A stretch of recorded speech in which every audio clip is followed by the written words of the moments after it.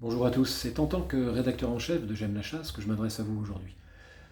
Noël et la fin de l'année arrivent à grands pas et toute l'équipe de J'aime la chasse voulait vous souhaiter un excellent Noël et une bonne fin d'année. Traditionnellement, cette période est l'occasion des bilans et des souhaits pour l'année à venir. Je respecterai donc cette tradition. Quel bilan tirer de 2020, globalement et rapidement? Bon, je pense que c'est une année que nous allons tous tenter d'oublier très vite. Tant les nuages se sont amoncelés au-dessus de la chasse et de la ruralité.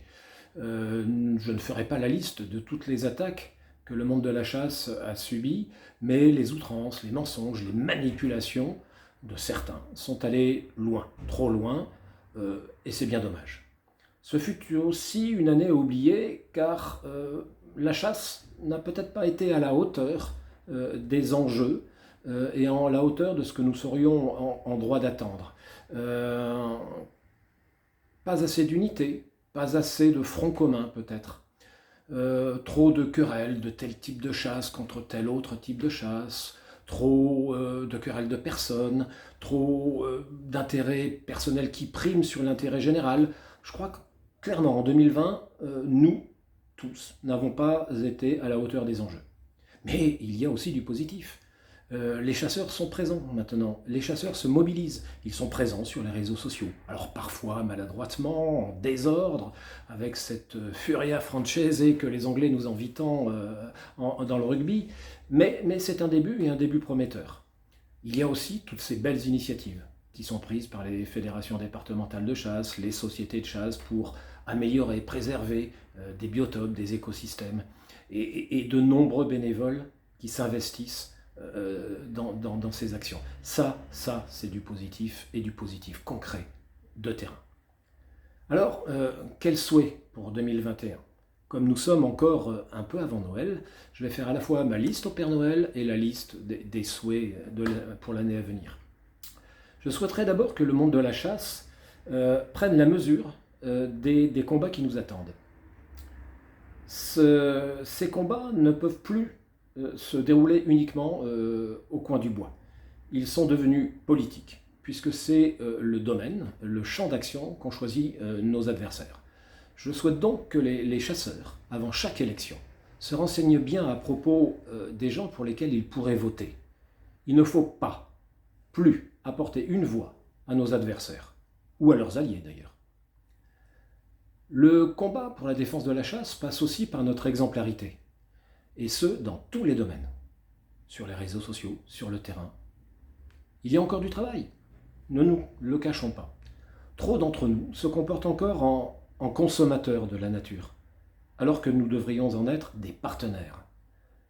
Rappelons-nous cette belle phrase de Maurice Genevoix qui est entrée au Panthéon, ce 11 novembre dernier. « La chasse n'est rien si elle n'est d'abord poésie. » Faisons-lui honneur et soyons de vrais écologistes. Je dis bien des vrais.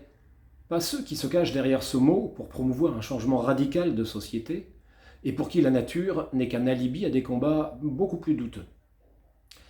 Je souhaite aussi que nos autorités politiques, administratives, judiciaires se montrent à la hauteur des missions qui leur sont confiées. Je voudrais citer quelques exemples. Je souhaite que l'OFB, qui reçoit chaque année environ 35 millions d'euros de la part des chasseurs, arrête de financer des brochures qui demandent l'interdiction de certains types de chasse, brochures éditées en lien avec la LPO. Je souhaite aussi que notre ministère de tutelle arrête d'être l'annexe d'Europe Écologie Les Verts et des pires groupuscules animalistes. Je souhaite aussi que les autorités judiciaires ne se trompent pas de cible. Depuis le début de la saison de chasse, il y a une avalanche de contrôles en tout genre qui s'est abattue sur les chasseurs. Quel était vraiment le but d'un tel déploiement de moyens humains et techniques? S'il s'agissait de harceler les chasseurs pour les dégoûter et au final espérer faire chuter les effectifs, eh bien c'est raté, car nous sommes plus déterminés que jamais à défendre notre passion. A l'inverse, je souhaite qu'en 2021, ces mêmes autorités se penchent avec énergie sur ce que la chasse et les chasseurs subissent depuis maintenant trop longtemps. Les injures, les insultes, les menaces de mort, les sabotages, les actes de vandalisme, les mises en danger d'autrui. Il faut vraiment mettre un terme à ces messages de haine et à ces actes de haine qui sont dirigés contre nous. Une chaîne publique a même donné la parole à une espèce d'adolescent attardé et boutonneux qui se prend pour un commando et qui se glorifie d'aller saboter le bien d'autrui sur des propriétés privées.